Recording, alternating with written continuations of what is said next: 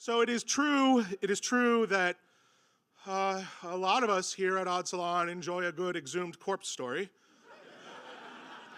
And I am not least among them. The exhumed corpse story that I'm telling is about Dante. Before we get to his post-mortem existence, we need to touch on at least a few parts of his pre-mortem existence, or what you people might call when he was alive. But the parts that are relevant to the things that happened after he died. So Dante was born in Florence in 1265. Again, both of those facts will be important later. While he was alive in Florence, he became involved in local politics. And then he was exiled from the city of Florence for political reasons. He was banished from the city on pain of death. If you ever set foot in Florence again, we are going to kill you. Turns out that will also be important later. Dante then spent several years basically wandering around Italy. Also, during this period of time, he wrote the Divine Comedy, or most of the Divine Comedy, which is the work that he's most famous for. Also, no surprise, that will be very important after he dies.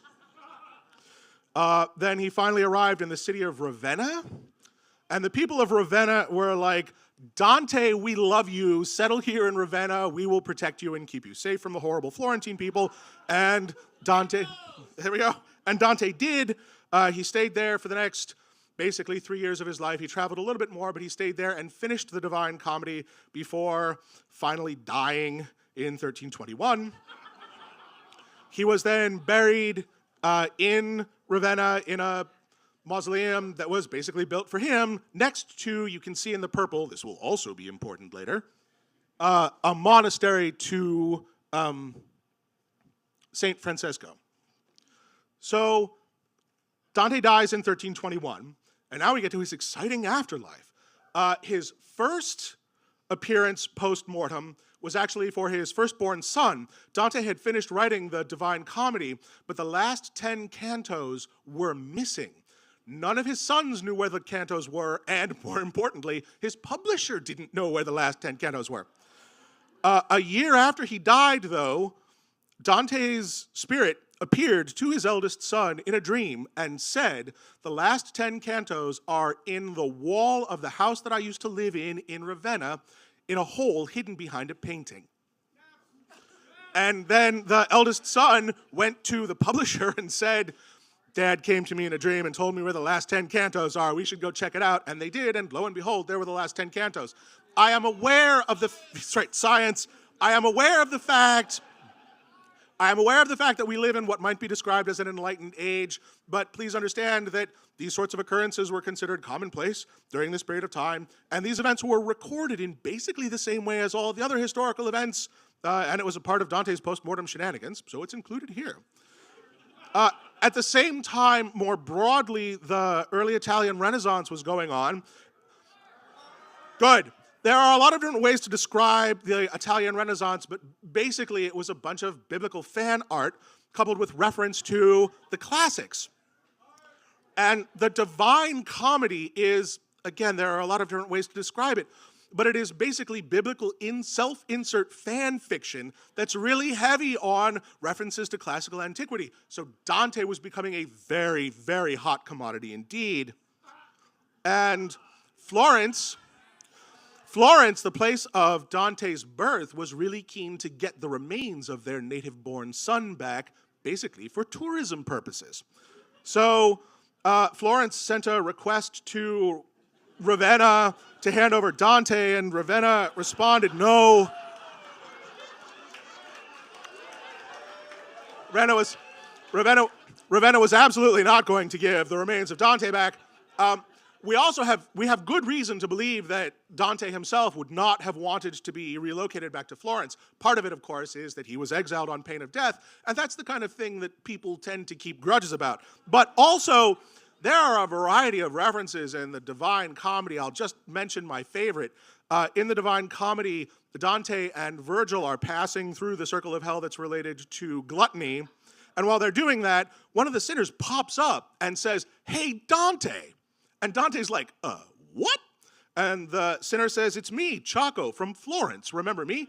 Dante's like, "Sure, I guess." And then, instead of talking about the sin of gluttony, which is the circle of hell that they are in, instead they spend several tercets talking about what an amoral shithole Florence is. I don't think that's very subtle, I guess is the point.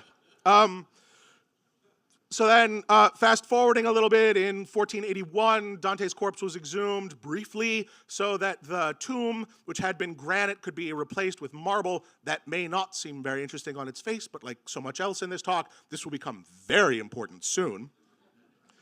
And while this was all happening, Florence continued to try to find ways to get Dante's body back to Florence, and Ravenna kept saying no, until finally in the early 1500s, Florence got the Pope involved, and they got permission from the Pope to go and check on the remains in the middle of the night. So this group of people from Florence crept into Ravenna in the middle of the night and went to check on Dante's remains, but when they got there, he was gone.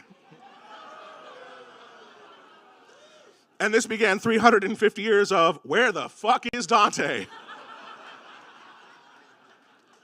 But it turns out we know where Dante was. So you remember the refurbishing with the marble tomb.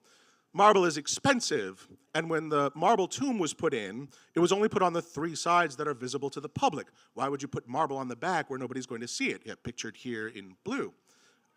It turns out the Florentine monks from the monastery directly adjacent to the chapel where Dante's tomb is, snuck in through the other side, cut a hole in the wall, yoinked the maestro out, and then patched it up so that nobody would know. We're not exactly sure when they did this, not precisely. The best guess is about 5 years before the attempted grave robbing. The successful grave robbing was prompted by combat. Florence had sent a big army that was right outside Ravenna, and probably if the monks were thinking the Florentines might come and take Dante, that would have been the time that they had successfully grave robbed the maestro away. Also, it's not directly germane, but I can't resist. It's not actually Franciscan monks. It's the Basilica de San Francesco, which is close enough to San Francisco that it gives me a little bit of like pride there. We know that Dante was exhumed at least briefly in 1677 by one of the abbots, one of the head abbots of the monastery, because not only did he open the box that they kept Dante in, but he signed his name to it, which I find kind of charming. But also, this, along with things that are not worth going into right now, give us very strong reason to believe that the fact that Dante was not actually in his official tomb was sort of a well-known secret, and that most of the monks at the monastery did not know that the maestro's remains were there, that it was a secret that was kept by the higher-ups, and once you achieved a certain level of rank in the monastery, you'd be taken aside and told the secret, we have Dante. But the monks of the monastery developed a very strong culture of protecting the chapel where the remains were. It was kind of like, that's our turf, you know, and people aren't allowed to mess with it, which came to a head in 1692 when some repair workers who were there to do legitimate repairs were literally attacked by the monks. The history tells us that the monks appeared not only barehanded, but also with rolling pins, pots and pans, and brooms to drive the workers off. Ultimately, the militia got involved so that the workers could do the very legitimate repair work. They weren't trying to steal anything. Florence continued to try to steal Dante's remains. They continued to be told to go screw.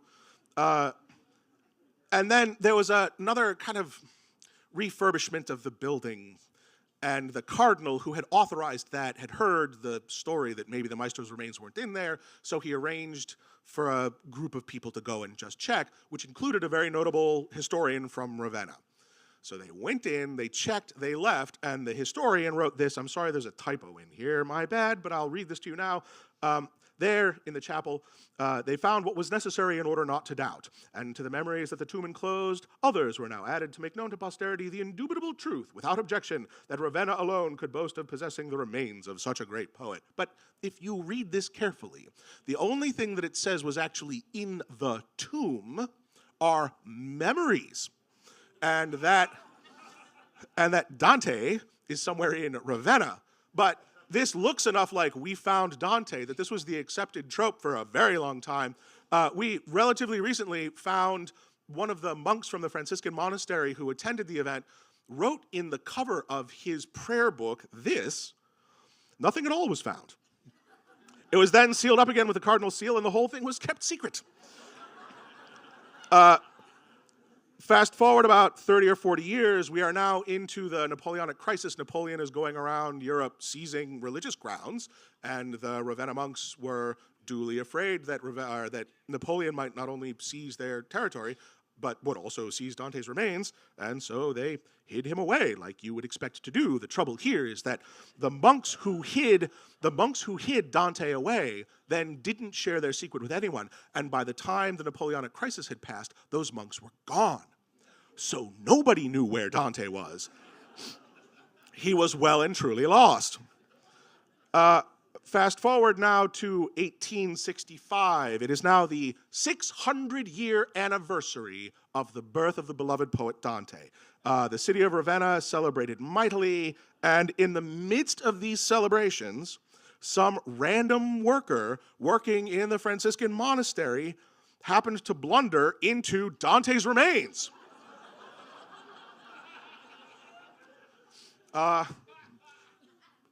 Which then left the town elders with a bit of a problem, because we have what we think are the remains of Dante, and they almost certainly are. But nobody has looked in the actual tomb for a very long time, and if we peek in there, and if there is a body in there, what do we do?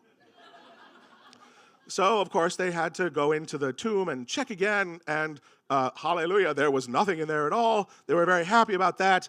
We are almost at the end of this talk. There's one more little sort of post-mortem tidbit that I have to share. So they opened the tomb, and Dante's body was gone, but inside the edges of the tomb, especially around the hip area, they found little dried out flakes of what looked kind of like dark biological material. But the people who were looking couldn't tell if it was human stuff or non-human stuff, so they carefully collected it into envelopes, and they found some scholars who were in Ravenna at the time and asked them to try to test or determine if these are human remains or something else. Science, absolutely science. Do your best science on Dante flakes. So, potentially Dante flakes. But rumor got out in Ravenna that one of the 4 people they had picked was actually a secret agent from Florence. So a mob assembled outside the hotel where this poor schmo was staying and demanded that not a single particle of Dante is allowed to leave Ravenna. It turns out this guy was not only not from Florence, but not even from Tuscany. He was just some random schmuck. But the fact that the angry crowd was howling for his blood meant that he called the mayor of Ravenna over and then publicly handed over the envelope. And the crowd declared that he was an okay guy and that he could leave. And then he fled Ravenna, which is what you would expect somebody to do in that situation. But so in that same year, just a few weeks later, Dante's remains were officially and finally reinterred in the chapel in a crystal carriage that was made to process for the purpose. Also, it's just a lovely little historic side note, the cloth that adorned the bottom of the carriage was colored in red and gold, which the astute will notice are not the Italian national colors. They are the colors of the city of Ravenna, which was a nice little up yours for Florence. With that, I suggest you raise your glass or your jug of tea, if that's what you happen to have. Protect the things you love.